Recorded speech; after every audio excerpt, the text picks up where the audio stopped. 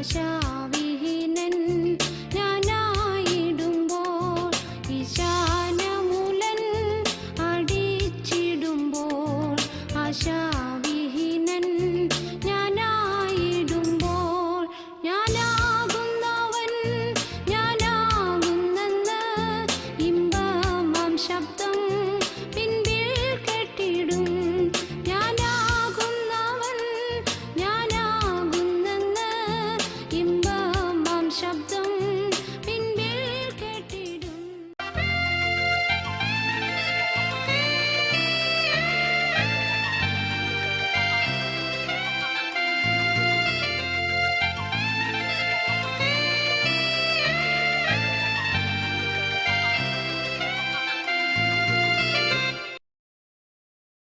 കർത്താവിൻ്റെ പൊന്നുനാമം സ്തുതിക്കപ്പെടട്ടെ. ദൈവവചന പഠനത്തിനായി ഒന്നുകൂടെ ഒന്നിച്ചു ചേരാൻ ദൈവം നമുക്ക് കൃപ ചെയ്തിരിക്കുന്നു. മരണാനന്തര ജീവിതം എന്ന ഒരു വിഷയമാണ് നാം പഠിച്ചു വരുന്നത്. ഇന്ന് അതിൽ നാം മരിക്കുമ്പോൾ എന്ത് സംഭവിക്കും എന്ന വിഷയമാണ് പഠിക്കുവാൻ ആഗ്രഹിക്കുന്നത്. മരണത്തെക്കുറിച്ച് കേൾക്കുന്നതോ പറയുന്നതോ ആളുകൾക്ക് ഇഷ്ടമല്ല. സമയമാൻ്റെ നിന്നുള്ള പാട്ടോ മരണമണിയോ ആംബുലൻസോ കറുത്ത ബാഡ്ജോ ഒക്കെ കാണുന്നത് ആളുകൾക്ക് അരോചകത്വമുളവാക്കുന്നു. എന്നാൽ ഒരു ദിവസം ഞാൻ മരിക്കും എന്ന് ചിന്തിക്കുന്നത് നല്ലതാണ്. ഒരുപാട് കുഴപ്പങ്ങളിൽ നിന്നും അനാവശ്യമായ ഇടപെടലിൽ നിന്നൊക്കെ നമ്മെ അത് രക്ഷിക്കുക തന്നെ ചെയ്യും. മാത്രവുമല്ല, സമൂഹത്തിൽ മാതൃകയോടും മാന്യതയോടും ദൈവത്തിൻ്റെ ഹിതം തിരിച്ചറിഞ്ഞും വേദപുസ്തക പ്രകാരമുള്ള ഒരു ജീവിതം ചെയ്യുവാനും ആ ചിന്ത നമ്മെ ഏറെ സഹായിക്കുക തന്നെ ചെയ്യും, സംശയമില്ല.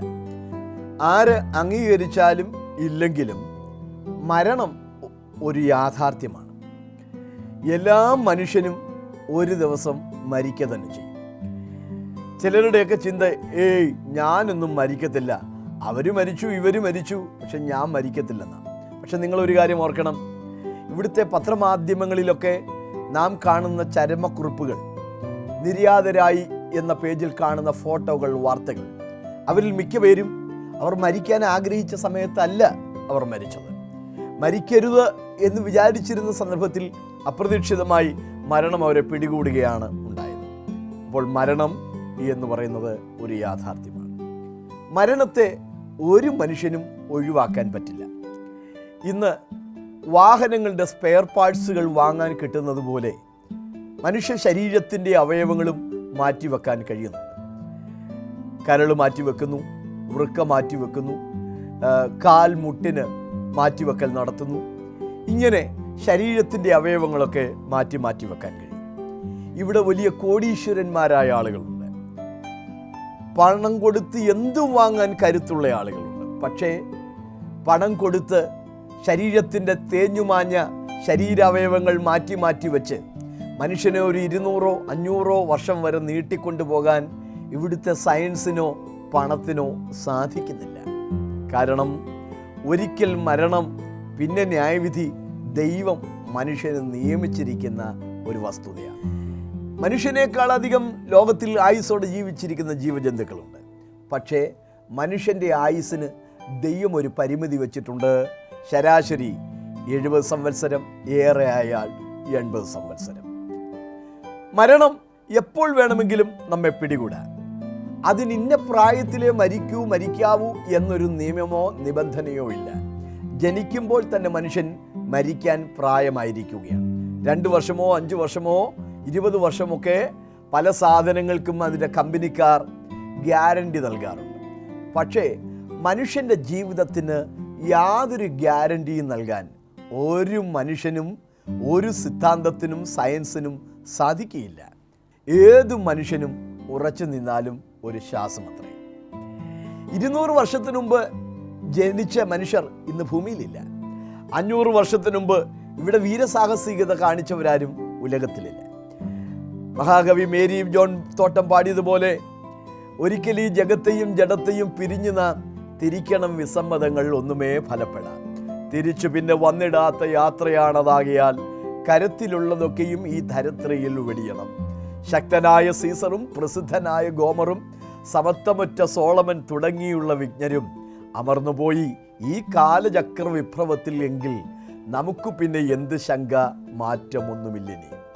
ഹേ സമുദ്രമേ, നീയും ഒരു കരയായിരുന്നെങ്കിൽ നിന്നെയും ഞാൻ കീഴടക്കുമെന്ന് പറഞ്ഞ മഹാനായ അലക്സാണ്ടർ എവിടെ? ഇനി എനിക്ക് കീഴടക്കാൻ സ്ഥലമില്ലെന്ന് പറഞ്ഞ സാമ്രാട്ടുകൾ എവിടെ? അവരെല്ലാം ഒരു കാലം കഴിഞ്ഞപ്പോൾ ഇവിടെ മരിച്ചു മൺമറഞ്ഞു തീർന്നു. അതിൻ്റെ അർത്ഥം എന്താണ്? എല്ലാ മനുഷ്യനും, പണ്ഡിതനായാലും പാമരനായാലും എല്ലാ മനുഷ്യനും ഒരിക്കൽ മരിക്കുക തന്നെ ചെയ്യും. മരിക്കുമ്പോൾ എന്താ സംഭവിക്കുന്നതെന്ന് പലർക്കും അറിയത്തില്ല. പലരും വിചാരിച്ചു വെച്ചേക്കുന്നത് സൈക്കിളിൻ്റെ കാറ്റ് പോയതുപോലെ പഞ്ചറായ ഒരു അനുഭവമാണെന്ന്. അല്ല, സൈക്കിളിൻ്റെ കാറ്റ് പോയി പഞ്ചറായതെന്നാണെങ്കിൽ അത് വീണ്ടും പഞ്ചർ ഒട്ടിച്ച് വീണ്ടും ഒട്ടിക്കാം. പക്ഷേ മരിച്ചുപോയ ഒരു മനുഷ്യനെ പിന്നെയും ജീവിപ്പിച്ച് കുറേ കാലം കൂടെ ജീവിപ്പിച്ചിരുത്താൻ സാധിക്കുന്നില്ല എന്ന കാര്യം നാം മനസ്സിലാക്കണം. മരണത്തിന് മുമ്പിൽ മനുഷ്യൻ നിസ്സഹായനാണ്. അവനൊന്നും പിടിച്ചു നിർത്താനോ തടുത്തു നിർത്താനോ സാധിക്കുന്നില്ല. ഇവിടെ നമുക്ക് പല കാര്യങ്ങളും തീരുമാനിക്കാൻ കഴിയും. ഏത് ആഹാരം കഴിക്കണമെന്ന് നമുക്ക് തീരുമാനിക്കാം, ഏത് വസ്ത്രം ധരിക്കണമെന്ന് നമുക്ക് തീരുമാനിക്കാം, ഏത് വീട്ടിൽ താമസിക്കണമെന്ന് തീരുമാനിക്കാം, എപ്പോൾ ഉറങ്ങണം, എപ്പോൾ എഴുന്നേൽക്കണം, ഇതൊക്കെ നമുക്ക് തീരുമാനിക്കാം. പക്ഷേ നമുക്ക് തീരുമാനിക്കാൻ കഴിയാത്ത ചില കാര്യങ്ങളുണ്ട്. നമ്മുടെ മുടിയുടെ കളർ ഏതായിരിക്കണമെന്ന്, അത് ചുരുണ്ടതായിരിക്കണമോ നീളനായിരിക്കണമോ, നമ്മളല്ല തീരുമാനിച്ചത്. നമ്മുടെ ശരീരത്തിൻ്റെ കളറ് കറുത്തതാവണമോ വെളുത്തതാകണമോ, നമ്മുടെ ശരീരത്തിന് എത്ര തൂക്കമുണ്ടായിരിക്കണം, ഉയരമുണ്ടായിരിക്കണം, ഇതൊന്നും നാമല്ല തീരുമാനിച്ചത്. സഹോദരങ്ങളെ, നമുക്ക് തീരുമാനിക്കാൻ കഴിയുന്ന ചില കാര്യങ്ങളുണ്ട്, നമുക്ക് തീരുമാനിക്കാൻ കഴിയാത്ത ചില കാര്യങ്ങളുണ്ട്. മരണം നമുക്ക് തീരുമാനിക്കുവാനോ തടയുവാനോ പറ്റാത്ത ഒരു കാര്യമാണ്. എല്ലാ മനുഷ്യരും മരിക്കും, സത്യമാണ്. മരണത്തെക്കുറിച്ച് ബൈബിൾ പറയുന്നത് ഒരു മടങ്ങിപ്പോക്കലാണെന്നാണ്. എൻ്റെ നിര്യാണകാലം അടുത്തിരിക്കുന്നു, എൻ്റെ കൂടാരം പൊളിവാൻ അടുത്തിരിക്കുന്നു. പൊടി പണ്ടായിരുന്ന പോലെ ഭൂമിയിലേക്ക് തിരികെ ചേരും, ആത്മാവിന് നൽകി ദൈവത്തിൻ്റെ അടുക്കിലേക്ക് മടങ്ങിപ്പോകുന്നു. ഇങ്ങനെയൊക്കെയാണ് ബൈബിൾ പറയുന്നത്. നിര്യാണം എന്ന വാക്കിന് പ്രധാനപ്പെട്ട 3 അർത്ഥമാണ് പറയാറുള്ളത്. ഒന്ന്, യുദ്ധത്തിന് പോകുന്ന പട്ടാളക്കാർ താൽക്കാലികമായി കെട്ടിയുണ്ടാക്കുന്ന ആ ടെന്റുകളിൽ നിന്ന് യുദ്ധം കഴിയുമ്പോൾ കൂടാരങ്ങൾ പറിച്ചിളക്കി മടങ്ങിപ്പോകുന്നതാണ്. രാവിലെ മുതൽ വൈകുന്നേരം വരെ പാടത്ത് പണിയെടുക്കുന്ന കർഷകൻ അന്തിയാകുമ്പോൾ തൻ്റെ കാളയുടെ കലപ്പയടിച്ച് സന്ധിക്ക് തൻ ഭവനത്തിലേക്ക് മടങ്ങിപ്പോകുന്നു. നിര്യാണം എന്നാണ് വാക്കിൻ്റെ അർത്ഥം. ഒരു കപ്പലിൽ നിറച്ച സാധനങ്ങൾ ഒരു തുറമുഖത്തേക്ക് പോകുന്നു. ആ തുറമുഖത്ത് ചെന്ന് ചരക്ക് ഇറക്കിയിട്ട് കപ്പൽ മടങ്ങിപ്പോകുന്നതിനെ നിര്യാണം എന്നാണ് പറയുന്നത്. അപ്പോൾ മരണം ഒരു മടങ്ങിപ്പോക്കാണ്, ഒരു തിരിച്ചുപോക്കാണ്. എവിടേക്ക്? ദൈവത്തിൻ്റെ അടുക്കലേക്കുള്ള ഒരു തിരിച്ചുപോക്കലാണ്. മരിക്കുമ്പോൾ എന്താണ് സംഭവിക്കുക? പൗലോസ് എന്ന ഭക്തന്റെ പ്രത്യാശ താൻ പറയുന്നത് ഫിലിപ്പിയ ലേഖനം 1:20-21 വാക്യം. വിട്ടുപിരിഞ്ഞ് ക്രിസ്തുവിനോടുകൂടെ ഇരിപ്പാൻ എനിക്ക് കാംക്ഷയുണ്ട്, അത് അത്യുത്തമമല്ലോ. എനിക്ക് ജീവിക്കുന്നത് ക്രിസ്തുവും മരിക്കുന്നത് ലാഭവുമാകുന്നു.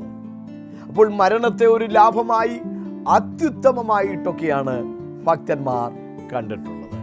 ദൈവത്തിന് സ്തോത്രം. ലോകത്തിൽ ദുഷ്ടരും നീതിമാന്മാരുമായ ആളുകളുടെ മരണമൊഴികൾ ശ്രദ്ധേയമാണ്.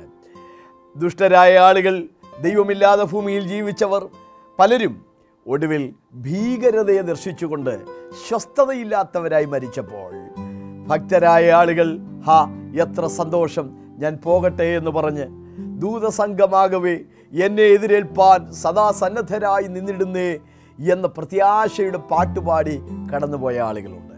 സീഗർ ബാൽഗ് എന്ന ഒരു മിഷണറി തമിഴ്നാട്ടിൽ കർത്താവിൻ്റെ വേല ചെയ്തിരുന്നു. അദ്ദേഹം മരിക്കുമ്പോൾ പറഞ്ഞത്, സൂര്യൻ്റെ സകല ശോഭാകിരണങ്ങളും എൻ്റെ മുഖത്തേക്ക് ഉദിക്കുന്നത് പോലെ എനിക്ക് തോന്നുന്നു എന്ന് പറഞ്ഞാണ് ആ ഭക്തൻ മരിച്ചത്. പുത്തൻ യെരൂശലേം ഞാൻ കാണുന്നു എന്ന് പറഞ്ഞ് മരിച്ച വിശുദ്ധന്മാരുണ്ട്. Price the Lord. ഇവിടെ നിന്ന് ശരീരം വിട്ട് നാം പോകുമ്പോൾ മറ്റൊരിടത്ത് നാം എത്തിച്ചേരുകയാണ്. ഇവിടെ ആബ്സെൻ്റ് ആകുമ്പോൾ മറ്റൊരിടത്ത് നാം പ്രസൻ്റ് ആയിത്തീരുന്നു. മനുഷ്യൻ മരിച്ചു കഴിഞ്ഞാൽ പിന്നെ ഈ ഭൂമിയിലേക്ക് അവൻ തിരികെ വരികയില്ല. ബൈബിളിലെ ചില വാക്യങ്ങൾ ശ്രദ്ധിക്കുക. 90-ാം സങ്കീർത്തനം 10-ാം വാക്യം. മനുഷ്യൻ്റെ ആയുസ് 70 സംവത്സരം, ഏറെ ആയാൽ 80, അത് വേഗം തീരുകയും ഞങ്ങൾ പറന്നു പോകുകയും ചെയ്യും. 103-ാം സങ്കീർത്തനം 15-16 വാക്യം. മനുഷ്യൻ്റെ ആയുസ് പുല്ലുപോലെയാകുന്നു, വയലിലെ പൂ പോലെ അവൻ പൂക്കുന്നു. കാറ്റതിന്മേൽ അടിക്കുമ്പോൾ അതില്ലാതെ പോകുന്നു, അതിൻ്റെ സ്ഥലം പിന്നെ അതിനെ അറിയുകയും ഇല്ല. ഇയ്യോബിൻ്റെ പുസ്തകം 7-ാം അധ്യായം 9-10 വാക്യം.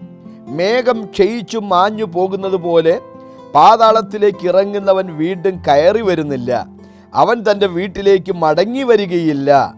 അവൻ്റെ ഇടം ഇനി അവനെ അറിയുകയും ഇല്ല. അപ്പോൾ മനുഷ്യൻ മരിച്ചു കഴിഞ്ഞാൽ പിന്നെ ഇവിടെ ഇല്ല എന്ന് വേണം മനസ്സിലാക്കാൻ. അത് ദുഷ്ടനായാലും നീതിമാനായാലും കോഴിച്ചോര കുടിക്കാനോ പയറുപായസം കുടിക്കാനോ അവരാരും മടങ്ങി വരത്തില്ല.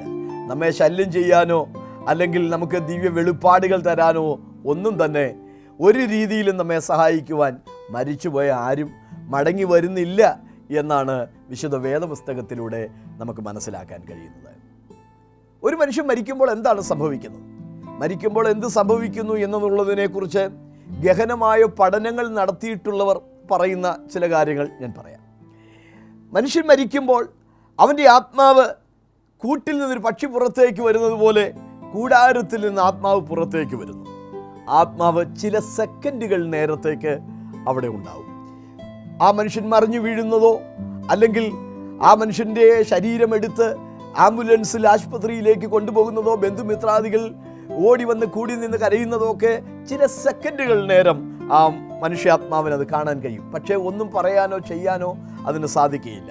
ചില സെക്കൻഡുകൾക്കകം ഈ മനുഷ്യാത്മാവ് ഒരു തുരങ്കത്തിലൂടെ എന്നതുപോലെ അതിവേഗം പറന്നു പോകും.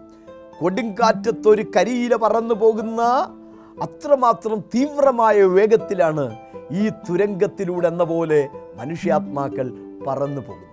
കുറേ ദൂരം പറന്നതിന് ശേഷം ഈ ആത്മാക്കൾ രണ്ടിടത്തേക്ക് തിരിയുന്നു. ബൈബിളിലെ ചില വാക്യങ്ങൾ നമുക്ക് നോക്കാം. 90-ാം സങ്കീർത്തനത്തിൽ നമ്മൾ കണ്ടു, മനുഷ്യൻ്റെ ആയുസ് 70 സംവത്സരം, ഏറെ ആയാൽ 80 സംവത്സരം, അത് വേഗം തീരുകയും ഞങ്ങൾ പറന്നു പോകുകയും ചെയ്യും. Praise the Lord. ദാവീദും യോശുവായും ഇവർ രണ്ടുപേരും പറഞ്ഞ ഒരേ വാചകം വേദപുസ്തകത്തിലുണ്ട്. യോശുവ 23:14, ഇതാ ഇന്ന് സകല ഭൂവാസികളുടെയും വഴിയായി ഞാൻ പോകുന്നു. 1 രാജാക്കന്മാർ 2:2, ഞാൻ സകല ഭൂവാസികളുടെയും വഴിയായി പോകുന്നു എന്ന് പറയുമ്പോൾ ഈ വഴിയിലൂടെ എല്ലാ മനുഷ്യരും കടന്നുപോയേ മതിയാകുള്ളൂ. 23-ാം സങ്കീർത്തനത്തിൽ വായിക്കുന്നത്, കൂരിരുൾ താഴ്വരയിൽ കൂടി നടന്നാലും ഞാൻ ഒരു അനർത്ഥവും ഭയപ്പെടുകയില്ല, മലയാളത്തിൽ. എന്നാൽ ഇംഗ്ലീഷിൽ വായിക്കുന്നത്, even though I walk through the valley of the death, മരണനിഴലിൻ്റെ താഴ്വരയിലൂടെ നടന്നാലും എന്നാണ്. ഈ താഴ്വരയിലൂടെ എല്ലാ മനുഷ്യനും കടന്നു പോകേണ്ടി വരും. ഒരിടത്ത് ചെല്ലുമ്പോൾ രണ്ടായി തിരിയുന്നു എന്ന് പറയുന്നു. ബൈബിളിലെ വാക്യം നോക്കണം, ദുഷ്ടന്മാരും ദൈവത്തെ മറക്കുന്ന സകലരും പാതാളത്തിലേക്ക് തിരിയും. ബുദ്ധിമാന്റെ ജീവിതയാത്ര മേൽപോട്ടാകുന്നു, താഴെയുള്ള പാതാളത്തെ അവൻ ഒഴിഞ്ഞു പോകും.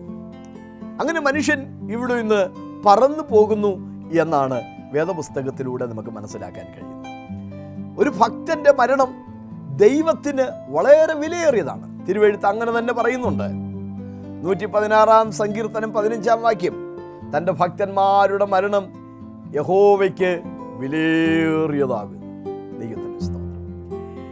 ബൈബിളിലെ ചില തെളിവുകൾ നോക്കിക്കേ. സ്തെഫാനോസ് എന്ന ഭക്തൻ കല്ലേറുകൊണ്ട് ചതഞ്ഞരഞ്ഞ് യേശുവിന് വേണ്ടി അവൻ ജീവത്യാഗം ചെയ്യുകയാണ്. തൻ്റെ ആത്മാവിനെ സ്വീകരിക്കണമേ എന്ന് ഭക്തൻ ദൈവത്തോട് പ്രാർത്ഥിക്കുന്നുണ്ട്. മരിക്കും മുമ്പ് താൻ കണ്ട മഹനീയമായ മഹത്വകരമായ കാഴ്ച തിരുവെഴുത്ത് പറയുന്നത് ഇങ്ങനെയാണ്, ഇതാ സ്വർഗം തുറന്നിരിക്കുന്നതും മനുഷ്യപുത്രൻ ദൈവഭാഗത്ത് എഴുന്നേറ്റ് നിൽക്കുന്നതും ഞാൻ കാണുന്നു എന്നാണ്. യേശുക്രിസ്തു മരിച്ചു ഉയർത്തെഴുന്നേറ്റ് സ്വർഗത്തിലേക്ക് പോയി. സ്വർഗത്തിൽ ചെന്ന ക്രിസ്തുവിനോട് പിതാവായ ദൈവം പറഞ്ഞു, ഞാൻ നിന്റെ ശത്രുക്കളെ നിനക്ക് പാദപീഠമാക്കുവോളം നിന്റെ വലത്ത് ഭാഗത്തിരിക്കുക. യേശുവിനെ കുറിച്ച് പുതിയ നിയമത്തിലൊക്കെയും നമ്മൾ വായിക്കുന്നത് അവൻ ഇരിക്കുന്നു ഇരിക്കുന്നു ഇരിക്കുന്നു എന്നാണ്. ഒരിക്കലായി കഴിച്ച തൻ്റെ ശരീരം എന്ന ഏകയാഗത്താൽ എന്നേക്കുമുള്ള വീണ്ടെടുപ്പ് സാധിപ്പിച്ച ശേഷം പിതാവിൻ്റെ വലത്തുഭാഗത്ത് ഇരുന്നു കൊണ്ട് ക്രിസ്തു നമുക്ക് വേണ്ടി പക്ഷപാതം ചെയ്യുന്നു എന്നാണ് ബൈബിൾ പഠിപ്പിക്കുന്നത്. പക്ഷേ ഇരിക്കുന്ന യേശു ഇവിടെ എഴുന്നേറ്റ് നിൽക്കുന്നു. എന്തിനു വേണ്ടി? ആർക്കു വേണ്ടി? തനിക്ക് വേണ്ടി ജീവത്യാഗം ചെയ്ത് കടന്നു വരുന്ന ഭക്തനെ സ്വീകരിക്കാൻ ആദരപുരസരം ക്രിസ്തു ഇവിടെ എഴുന്നേറ്റ് നിൽക്കുകയാണ്. അതെ, തൻ്റെ ഭക്തന്മാരുടെ മരണം ദൈവത്തിന് വിലയേറിയതാണ്. ധനവാന്റെയും ലാസറിൻ്റെയും സംഭവത്തിൽ ആ ദരിദ്രൻ മരിച്ചപ്പോൾ ദൂതന്മാർ അവനെ അബ്രഹാമിൻ്റെ മടിയിലേക്ക് കൊണ്ടുപോയി എന്നാണ് വായിക്കുന്നത്. നമ്മുടെ നാട്ടിൽ സാധാരണ പറയാറുള്ളൊരു ശൈലിയുണ്ട്, പട്ടി ഓളിയിട്ട് കൂവിയാൽ പ്രായമുള്ളവരൊക്കെ പറയും കല്ലെടുത്ത് ആ പട്ടിയെ എറിയ്, കാരണം പട്ടി കരയുന്നത് കാലം വരുന്നത് കണ്ടിട്ടാ, അടുത്ത് തന്നെ ആരുടെയും മരണവാർത്ത കേൾക്കാം എന്ന് പറയുമ്പോൾ ആളുകളുടെ ചിന്ത ഒരു മനുഷ്യൻ മരിക്കുമ്പോൾ അവൻ്റെ ആത്മാവിനെ കാലമാടം കെട്ടി വലിച്ചുകൊണ്ട് പോകുന്നു എന്നാണ്. എടാ കാലമാട എന്ന് പറഞ്ഞാൽ ദൈവമേ എന്നല്ലല്ലോ. ഒരു മനുഷ്യൻ മരിക്കുമ്പോൾ അവൻ്റെ ആത്മാവിനെ പിശാച് കൊണ്ടുപോകുമെന്നാണ് പലരുടെയും ധാരണ. പക്ഷെ വിശുദ്ധ വേദപുസ്തകം പഠിപ്പിക്കുന്നത് ഒരു ഭക്തൻ മരിക്കുമ്പോൾ അവൻ്റെ ആത്മാവിനെ കാലമാടനല്ല കൊണ്ടുപോകുന്നത്, ദൂതന്മാർ അവനെ ദൈവസന്നിധിയിലേക്ക് കൊണ്ടുപോകും. ദൂതസംഘമാകവേ എന്നെ എതിരേൽപ്പാൻ സദാ സന്നദ്ധരായി നിന്നിടുന്നേ എന്നുള്ള ആ പ്രത്യാശയുടെ ഗാനം ഒരു ക്രൈസ്തവ ഭക്തൻ എഴുതിയതാണ്. അതിൻ്റെ പശ്ചാത്തലത്തെക്കുറിച്ച് പറഞ്ഞു കേട്ട അറിവ് ഞാനിവിടെ പങ്കുവയ്ക്കാം. ഒരു ഭക്തനായ മനുഷ്യൻ മരിക്കാനായി കിടക്കുകയാണ്. തൻ്റെ സഹോദരൻ കർത്താവിൻ്റെ വേലയിലാണ്, കുറേ ദൂരെയായിരുന്നു. ഇന്നത്തെ പോലെ ഫോൺ സൗകര്യമൊന്നും ഇല്ലാത്ത ഒരു കാലഘട്ടം. ഈ ജ്യേഷ്ഠൻ മരിക്കാറായി എന്നുള്ള വാർത്ത ഒരു കത്തെഴുതി അനുജനെ അറിയിച്ചു. കത്ത് പലയിടത്ത് കൈമാറി അദ്ദേഹത്തിൻ്റെ കയ്യിൽ കിട്ടിയപ്പോഴത്തേക്കും താമസിച്ചു. താൻ അതിവേഗം ജ്യേഷ്ഠനെ അവസാനമായി ഒന്ന് കാണാനുള്ള ആഗ്രഹത്തോടെ ആ വീട്ടിലേക്ക് ഓടി വന്നു. വീട്ടിൽ വരുമ്പോൾ ഒരു കട്ടിലിൻ്റെ ഒരു ഭാഗത്ത് ഈ ജ്യേഷ്ഠ സഹോദരൻ ഇങ്ങനെ മരണാസന്നനായി കിടക്കുകയാണ്. അനുജനായ സുവിശേഷകൻ പറഞ്ഞു, അച്ചാച്ച, ഞാൻ അച്ചാച്ചനെ അല്പം നടുക്കോട്ട് നീക്കി കിടത്തട്ടെ, സൈഡിൽ കിടന്നാൽ ചിലപ്പോൾ ഉരുണ്ട് വീഴുമല്ലോ എന്ന് പറഞ്ഞു. ആ ഭക്തൻ പറഞ്ഞു, കുഞ്ഞുഞ്ഞെ, നീ കാണുന്നില്ലേ ദൂതന്മാർ വന്ന് നിൽക്കുന്നത്? അവർ ഇരിക്കട്ടെ, അവർക്കിരിക്കാൻ വേണ്ടിയാണ് ഞാൻ സ്ഥലം നീക്കി കിട്ടിയിരിക്കുന്നത്. നോക്കൂ, മരിക്കാൻ തുടങ്ങുമ്പോൾ ആ ഭക്തൻ കണ്ടത് ദൂതന്മാർ തന്നെ സ്വീകരിപ്പാൻ നിൽക്കുന്ന ദർശനമാണ്. ആ ഭക്തന്റെ ദർശനത്തിൽ നിന്ന് ഉടലെടുത്ത ഗാനമാണ് ഇന്ന് കോടാനുകോടി ക്രൈസ്തവ ഭക്തന്മാർ ആത്മസന്തോഷത്തോടും പ്രത്യാശയോടും കൂടെ പാടി ദൈവത്തെ സ്തുതിക്കുന്നത്. ദൂതസംഘമാകവേ എന്നെ എതിരേൽപ്പാൻ സദാ സന്നദ്ധരായി നിന്നിടുന്നേ എന്ന ഗാനം. ദൈവത്തിന് സ്തോത്രം. ഭക്തന്മാരുടെ മരണം യഹോവയ്ക്ക് വിലയേറിയതാണ്. ദാനിയേൽ മരിക്കുമ്പോൾ ദൈവനോട് പറയുന്നത്, നീയോ ദാനിയേലെ പോയി വിശ്രമിച്ച് കാലാവസാനത്തിൽ നിന്റെ ഓഹരി ലഭിപ്പാൻ നീ എഴുന്നേറ്റു വരുമെന്നാണ്. 3 പ്രധാന ചിന്തകൾ നമുക്കവിടെ ലഭിക്കുന്നു. ഒന്ന്, ദൈവം ദാനിയേലിനോട് പറയാണ്, നീ പോയി വിശ്രമിക്കുക. അവൻ ഭൂമിയിൽ ഒരുപാട് അധ്വാനിച്ചവനാണ്, ഭൗതികമായും ആത്മീകമായും ഒക്കെ അവൻ ഒരുപാട് പ്രയത്നിച്ചവനാണ്. പക്ഷേ മരണത്തിങ്കൽ ദൈവം പറയുന്നു, നീ പോയി വിശ്രമിക്കുക. 2, ദൈവനോട് പറയുന്നു, നീ ഒരു ദിവസം എഴുന്നേറ്റ് വരും. എന്നാണ് എഴുന്നേറ്റ് വരുന്നത്? കാലാവസാനത്തിൽ നീ എഴുന്നേറ്റ് വരും. 3, എന്തിനാണ് നീ എഴുന്നേറ്റ് വരുന്നത്? മരണം ജീവിതത്തിൻ്റെ അവസാനമല്ല, നീ ചെയ്തതിനനുസരിച്ചൊരു പ്രതിഫലം നിനക്ക് ദൈവം തരും. നിന്റെ ഓഹരി ലഭിപ്പാൻ എഴുന്നേറ്റ് വരുമെന്നാണ് ദൈവം അവന് വാഗ്ദത്തം ചെയ്തത്. അതെ, മരണം ജീവിതത്തിൻ്റെ അവസാനമല്ല സ്നേഹിതരെ. ഇവിടെ ഈ ഭൂമിയിലെ ജീവിതം തീരുന്നുണ്ടാവാം, പക്ഷേ മറ്റൊരു ലോകത്തിലേക്കുള്ള കടന്നുപോക്കാണത്, കാലുവയ്പ്പാണത് എന്ന കാര്യം നാം വിസ്മരിക്കരുത്. ഒരു ഭക്തൻ മരിക്കുമ്പോൾ എന്ത് സംഭവിക്കും എന്നാണ് ബൈബിൾ പറയുന്നത്. ബൈബിളിലെ പുതിയ നിയമത്തിൽ അതേക്കുറിച്ച് പറയുന്ന 4 പദപ്രയോഗങ്ങൾ: സ്വസ്ഥമായി പാർക്കുന്നു, നിദ്ര കൊള്ളുന്നു, വിശ്രമിക്കുന്നു, ആശ്വസിക്കുന്നു എന്നിങ്ങനെ 4 പദങ്ങളാണ്. ബൈബിൾ വാക്യങ്ങൾ നോക്കുക.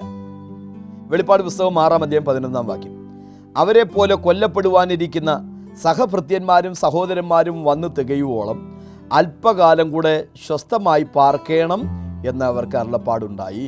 സ്വസ്ഥമായി പാർക്കുന്നു. 1 തെസ്സലോനിക്ക ലേഖനം 4-ാം അധ്യായം 13-ാം വാക്യം: നിങ്ങൾ പ്രത്യാശയില്ലാത്ത ജാതികളെപ്പോലെ ദുഃഖിക്കാതിരിക്കേണ്ടതിന് നിദ്ര കൊള്ളുന്നവരെക്കുറിച്ച് അറിവില്ലാതിരിക്കരുത്. കർത്താവ് ലാസറിനെ കുറിച്ച് പറഞ്ഞു, ലാസർ നിദ്ര കൊള്ളുന്നു, നാം അവനെ ഉണർത്തുവാൻ പോകുന്നു. അപ്പോൾ മരിക്കുന്നവർ ഇപ്പോൾ ഉറങ്ങുകയാണ്, നിദ്ര കൊള്ളുകയാണ്. വെളിപ്പാട് 14:13 എഴുതുക, ഇന്നു മുതൽ കർത്താവിൽ മരിക്കുന്ന മൃതന്മാർ ഭാഗ്യവന്മാർ. അതെ, അവർ തങ്ങളുടെ പ്രയത്നങ്ങളിൽ നിന്ന് വിശ്രമിക്കേണ്ടതാകുന്നു. ലൂക്കോസ് 16:25 ലാസറിനെ കുറിച്ച് അബ്രഹാം പിതാവ് പറയുകയാണ്, അവൻ ഇപ്പോൾ ഇവിടെ ആശ്വസിക്കുന്നു. അപ്പോൾ മരിച്ചവരുടെ ആത്മാക്കളെ കുറിച്ച് ബൈബിൾ പറയുന്ന 4 പദങ്ങൾ അതൊക്കെയാണ്. സ്വസ്ഥമായി പാർക്കുന്നു, നിദ്ര കൊള്ളുന്നു, വിശ്രമിക്കുന്നു, ആശ്വസിക്കുന്നു എന്നിങ്ങനെയുള്ള 4 പദങ്ങളാണ്. അവർക്ക് വേണ്ടി പോലും പ്രാർത്ഥിക്കാൻ കഴിയുന്നില്ല. മരിച്ചവരും മൗനത്തിൽ ഇറങ്ങിയവരാരും യഹോവയെ സ്തുതിക്കുന്നില്ല. അവർ ഇപ്പോൾ ദൈവസന്നിധിയിൽ വിശ്രമിക്കുകയാണ്. ബൈബിളിൽ പറയുന്ന 3 വിധ ഭാഗ്യവന്മാരെ കുറിച്ചുകൂടെ പറഞ്ഞ് ഈ വാക്ക് ഞാൻ അവസാനിപ്പിക്കാം. ബൈബിൾ പറയുന്ന 3 ഭാഗ്യവന്മാർ. 1 32-ാം സങ്കീർത്തനം 1-ാം വാക്യമാണ്. ലംഘനം ക്ഷമിച്ചും പാപം മറച്ചും കിട്ടിയ മനുഷ്യൻ ഭാഗ്യവാൻ. ജീവിതത്തിൽ തെറ്റുകുറ്റങ്ങൾ പറ്റാത്ത ഒരു മനുഷ്യനുമില്ല.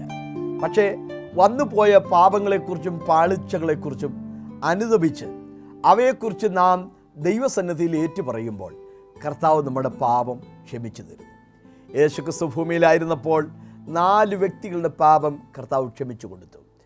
പരീശൻ്റെ വീട്ടിൽ വെച്ച് കർത്താവിൻ്റെ കാൽക്കൽ തൈലമൊഴിച്ച ആ സ്ത്രീക്ക്, വ്യഭിചാരകർമ്മത്തിൽ പിടിച്ചുകൊണ്ടുവന്ന സ്ത്രീക്ക്, 38 വർഷമായി ബെഥസ്ദാ കുളക്കരയിൽ രോഗിയായി കിടന്ന ആ മനുഷ്യന്, പക്ഷപാതം പിടിച്ചവനെ 4 പേർ ചുമന്നുകൊണ്ടുവന്നു ആ മനുഷ്യന്.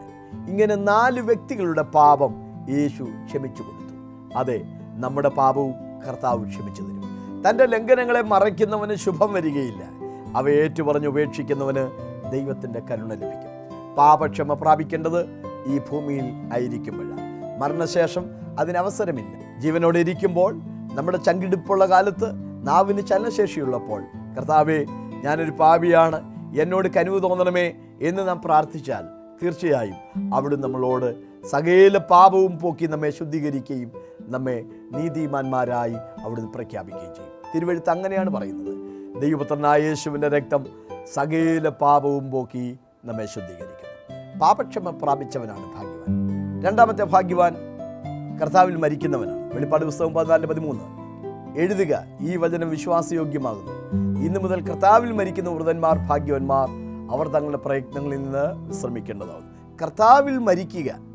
കർത്താവിൽ മരിക്കണമെങ്കിൽ കർത്താവിൽ ജീവിക്കണം. ഒരു മനുഷ്യന് ആകാശത്തിലൂടെ യാത്ര ചെയ്യുന്നു, പ്ലെയിനിൽ യാത്ര ചെയ്യുന്നു, അവൻ മരിച്ചാൽ ആളുകൾ പറയും അവൻ ആകാശത്തിൽ മരിച്ചു. ഒരുവൻ കപ്പലിൽ യാത്ര ചെയ്യുന്നു, അവൻ മരിച്ചാൽ ആളുകൾ പറയും അവൻ കടലിൽ മരിച്ചു. ക്രിസ്തുവിൽ ജീവിക്കുന്നവന്, ക്രിസ്തുവിൽ വസിക്കുന്നവന് മാത്രമേ ക്രിസ്തുവിൽ മരിക്കുവാൻ കഴിയത്തുള്ളൂ. ഒരുവൻ ക്രിസ്തുവിൽ ആയാൽ അവൻ പുതിയ സൃഷ്ടി. ക്രിസ്തുവിൽ നിദ്ര കൊണ്ടവരെ കുറിച്ച് നിങ്ങൾ അറിവില്ലാതിരിക്കരുത്. ക്രിസ്തുവിലായിത്തീരുക എന്നുള്ളതാണ് 2-ാമത്തെ ഭാഗ്യാവസ്ഥ. 3 വെളിപ്പാട് പുസ്തകം 20:6 1-ാമത്തെ പുനരുദ്ധാനത്തിൽ പങ്കുള്ളവൻ ഭാഗ്യവാനും വിശുദ്ധനുമാകുന്നു. 2-ാം മരണത്തിന് തീപ്പൊയ്കയ്ക്ക് അവൻ്റെ മേൽ അധികാരമില്ലല്ലോ. കർത്താവിൻ്റെ മടങ്ങിവരവിൽ ക്രിസ്തുവിൽ മരിച്ച വിശുദ്ധന്മാർ ഉയർത്തെഴുന്നേൽക്കും. അതാണ് നമ്മുടെ ഭാഗ്യകരമായ പ്രത്യാശ. കൊലോസ്യ ലേഖനം 3:3 നിങ്ങൾ മരിച്ചു, നിങ്ങളുടെ ജീവൻ ക്രിസ്തുവിനോടുകൂടെ ദൈവത്തിൽ മറഞ്ഞിരിക്കുന്നു. നമ്മുടെ ജീവനായ ക്രിസ്തു വെളിപ്പെടുമ്പോൾ നിങ്ങളും അവനോടുകൂടെ തേജസ്സിൽ വെളിപ്പെടും. കർത്താവിൻ്റെ മടങ്ങിവരവിൽ ക്രിസ്തുവിനോടുകൂടെ ആ മഹത്വകരമായ അനുഭവത്തിലേക്ക് പോകാൻ കഴിയണമെങ്കിൽ ജീവിച്ചിരിക്കുന്ന കാലത്ത് ക്രിസ്തുവിനെ രക്ഷിതാവായി സ്വീകരിച്ച് ക്രിസ്തുവിലുള്ള പ്രത്യാശയോടുകൂടെ നമുക്ക് ജീവിക്കുവാൻ കഴിയണം. ഇവിടെ നമ്മൾ നേടിയതൊന്നും നമ്മൾ കൊണ്ടുപോകുകയില്ല. മുഗൾ ചക്രവർത്തിയായിരുന്ന തലാവുദ്ദീൻ ഖിൽജിയുടെയും മഹാനായ അലക്സാണ്ടറിൻ്റെയും ജീവിതത്തിൽ ഒരേപോലെ സംഭവിച്ച ഒരു കാര്യമുണ്ട്. അവരുടെ അന്ത്യാഭിലാഷമായി ഇങ്ങനെയാണ് പറഞ്ഞത്: ഞാൻ മരിക്കുമ്പോൾ എൻ്റെ കൈകൾ രണ്ടും പുറത്തേക്കിട്ട് പെരുമ്പറയടിച്ച് നാട്ടിലെല്ലാം കൊട്ടിഘോഷിക്കണം. മഹാനായ അലക്സാണ്ടർ ഒന്നുമില്ലാത്തവനായി ശൂന്യമായ കൈയോടുകൂടെ മടങ്ങിപ്പോകുന്നു. അതേ സ്നേഹിതരെ, 33 വയസ്സിനോടകത്തൊരു മഹാസാമ്രാജ്യം നേടിയെടുത്ത യൗവനക്കാരൻ കടന്നു പോകുന്നത് കയ്യിലൊന്നുമില്ലാത്തവനായിട്ടാണ്. ഇവിടെ നമ്മളൊന്നും കൊണ്ടുപോകത്തില്ല. ഇവിടെ നാം നമ്മുടെ കുഞ്ഞുങ്ങൾക്ക് വേണ്ടി, അവരുടെ കുഞ്ഞുങ്ങൾക്ക് വേണ്ടി, 4 തലമുറയ്ക്കൊക്കെ വേണ്ടി ഒത്തിരി വാരിക്കൂട്ടുന്നവരുണ്ട്. പക്ഷേ നീ പോകുമ്പോൾ ഇവിടെ നിന്നൊന്നും കൊണ്ടുപോകില്ല. 70 വർഷത്തെ ജീവിതത്തിന് വേണ്ടിയാണ് ഇതെല്ലാം നമ്മൾ ചെയ്തത്. പക്ഷെ നിത്യതയുടെ നീളം നിർണ്ണയിക്കാൻ പറ്റില്ല. ആ ദൈവരാജ്യത്തിൽ പ്രതിഫലം പ്രാപിക്കുവാൻ വേണ്ടി എന്തെങ്കിലും ചെയ്യുവാൻ, എന്തെങ്കിലും പ്രയത്നിക്കുവാൻ, എന്തെങ്കിലും നേടുവാൻ നിൻ്റെ ആയുസ്സിൽ സാധിച്ചിട്ടുണ്ടോ? ഒരു മനുഷ്യൻ സകല ലോകവും നേടിയാലും അവൻ്റെ ആത്മാവിനെ നഷ്ടമാക്കിയാൽ അവനെന്ത് പ്രയോജനം? ഈ ലോകത്തിൽ നാം ഒരു ദിവസം കടന്നു പോകേണ്ടി വരും. ആ മരണത്തിൻ്റെ ദിവസം നമുക്ക് പ്രത്യാശയോടെ ഇവിടെ നിന്ന് വിടവാങ്ങുവാൻ ദൈവം കൃപ ചെയ്യട്ടെ. അതിനുവേണ്ടി നമുക്ക് പരിശ്രമിക്കാം. അതിനുവേണ്ടി നമുക്ക് നമ്മെ തന്നെ സമർപ്പിക്കാം. നമുക്ക് പ്രാർത്ഥിക്കാം. പരിശുദ്ധനായ ദൈവമേ, സ്വർഗ്ഗസ്ഥ പിതാവേ, വിശുദ്ധ വചനം കേട്ട പ്രിയ സഹോദരങ്ങൾക്ക് വേണ്ടി യേശുക്രിസ്തുവിൻ്റെ നാമത്തിൽ ഞാൻ പ്രാർത്ഥിക്കുന്നു. സകല ലോകത്തേക്കാൾ വിലയേറിയ ഒരു ആത്മാവ് ഞങ്ങൾക്കുണ്ടെന്നും അതിൻ്റെ നിത്യത ദൈവസന്നിധിയിലായിരിക്കണമെങ്കിൽ അതിനുവേണ്ടി ഒരുങ്ങേണ്ടുന്ന സമയം ഇപ്പോഴാണെന്നും ഞങ്ങൾക്ക് ചിന്തിക്കുവാൻ ദൈവം കൃപ ചെയ്തു. വിട്ടുപിരിഞ്ഞ് ക്രിസ്തുവിനോടുകൂടെ ഇരിപ്പാൻ എനിക്ക് കാംക്ഷയുണ്ട്. അത് അത്യുത്തമമല്ലോ എന്ന് പൗലോസ് പറഞ്ഞതുപോലെ ക്രിസ്തുവിനോടുകൂടെ ചേർന്ന് വസിക്കേണ്ടതിനു വേണ്ടി ഈ ലോക ജീവിതത്തിൽ ഒരുങ്ങുവാൻ തയ്യാറാകുവാൻ ഈ വചനം കേട്ട എല്ലാവർക്കും ദൈവം കൃപ ചെയ്യണം എന്ന് പ്രാർത്ഥിക്കുന്നു. സ്വർഗീയ പ്രത്യാശയോടെ ഓരോ ദിവസവും ജീവിതം നയിപ്പാൻ ഈ വചനം കേട്ടവർക്ക് ദൈവം കൃപ ചെയ്യണമേ. കർത്താവിൻ്റെ നാമത്തിൽ ഈ ജനത്തെ ഞാൻ അനുഗ്രഹിക്കുന്നു. ദൈവകൃപ കൊണ്ട് നിറയ്ക്കണം. യേശു ക്രിസ്തുവിൻ നാമത്തിൽ തന്നെ ആമേൻ. നെടുമ്പാശ്ശേരി കൊച്ചിൻ ഇന്റർനാഷണൽ എയർപോർട്ടിൽ നിങ്ങൾ വരുമ്പോൾ വളരെ അനുഗ്രഹിക്കപ്പെട്ട ഒരു ആത്മീയ ആരാധന അവിടെയുണ്ട്. കുട്ടികൾക്ക് വേണ്ടിയുള്ള വചന പഠനം, യുവജനങ്ങൾക്ക് വേണ്ടിയുള്ള ആത്മീയ മീറ്റിങ്ങുകൾ, സഹോദരിമാർക്ക് വേണ്ടിയുള്ള ആത്മീയ സമ്മേളനങ്ങൾ, ഉപവാസ പ്രാർത്ഥനകൾ, മധ്യസ്ഥ പ്രാർത്ഥനകൾ, കൗൺസിലിങ്ങുകൾ, ഞായറാഴ്ച വിശുദ്ധ സഭായോഗം. ഇങ്ങനെ അനുഗ്രഹിക്കപ്പെട്ട ആത്മീയ ആരാധനയിൽ വന്ന് സംബന്ധിക്കുവാൻ കർത്താവിൻ്റെ നാമത്തിൽ ഞങ്ങൾ നിങ്ങളെ ക്ഷണിക്കുന്നു. ദൈവം നമ്മെ അനുഗ്രഹിക്കട്ടെ. കർത്താവിൻ്റെ മഹാകൃപയാൽ 18ഓളം പുസ്തകങ്ങൾ എഴുതുവാൻ ദൈവം എന്നെ സഹായിച്ചു. പല പതിപ്പുകൾ ഇറക്കി. ചിലതിൻ്റെ കോപ്പികൾ ഉണ്ട്. അത് ഞാൻ നിങ്ങളെ പരിചയപ്പെടുത്തുകയാണ്. ക്രിസ്തുവിൻ്റെ ക്രൂശീകരണം ഒരു സമഗ്ര പഠനം. ക്രൂശ് മരണത്തിലെ നിസാര സംഭവങ്ങൾക്ക് പോലുമുള്ള അർത്ഥവ്യാപ്തികൾ വിശദീകരിച്ചിരിക്കുന്ന ഒരു അനുഗ്രഹീതമായ പുസ്തകം. ഭൂജാതനായ യേശുവിന്റെ ജനനത്തിൽ സംഭവിച്ച ഓരോരോ കാര്യം. കന്യകാജനനം വിശ്വസനീയമാണോ? യോസഫ്, മറിയ, സക്കരിയാവ്, എലിശബേത്ത്, ശിമ്മിയോൻ, ആട്ടിടയന്മാർ, വിദ്വാൻമാർ, യേശുവിന്റെ ജനനത്തോടുള്ള ബന്ധത്തിൽ അവരുടെ പ്രതികരണങ്ങൾ ആഴമായി പഠിക്കുവാൻ ഈ പുസ്തകം നിങ്ങളെ സഹായിക്കും. നവീകരണത്തിനു വേണ്ടി, ജീവിതത്തിൽ ഒരു നവീകരണം ആഗ്രഹിക്കുന്നവർക്ക് വേണ്ടി പ്രത്യേകം തയ്യാറാക്കിയിരിക്കുന്ന ഒരു പുസ്തകം. പരിശുദ്ധാത്മാവിന്റെ പ്രധാനപ്പെട്ട സാദൃശ്യങ്ങൾ ഏതൊക്കെയെന്നും ഇതിൽ രേഖപ്പെടുത്തിയിട്ടുണ്ട്. കൽപ്പനയും അനുസരണവും, കാനാവിലെ കല്യാണ വീട്ടിൽ വെച്ച് കർത്താവ് ചെയ്ത അത്ഭുതത്തെക്കുറിച്ചുള്ള സവിസ്തരമായ പഠനം. മധ്യസ്ഥതയിലെ തെറ്റും ശരിയും, പുതിയ നിയമ ഉപദേശങ്ങൾ, 25ഓളം സന്ദേശങ്ങളുടെ സമാഹാരം. ആത്മദൃഷ്ടി പ്രകാശിച്ച പെന്തക്കോസ്തിന്റെ പൊരുളുകൾ, ഉണർവ് എന്ന വാക്കിന്റെ അർത്ഥം, 25ഓളം സന്ദേശങ്ങളുടെ സമാഹാരം. പ്രത്യാശ നൽകുന്ന ദൈവം, ദൈവസഭ, സഭയുടെ 7 അടിസ്ഥാന ഉപദേശങ്ങൾ, ഉപവാസം, പ്രാർത്ഥന, ആത്മഹത്യയിൽ നിന്നുള്ള മോചനം, ഇങ്ങനെ 25 സന്ദേശങ്ങളുടെ സമാഹാരമാണ്. എന്റെ ഏറ്റവും പുതിയ പുസ്തകമാണിത്.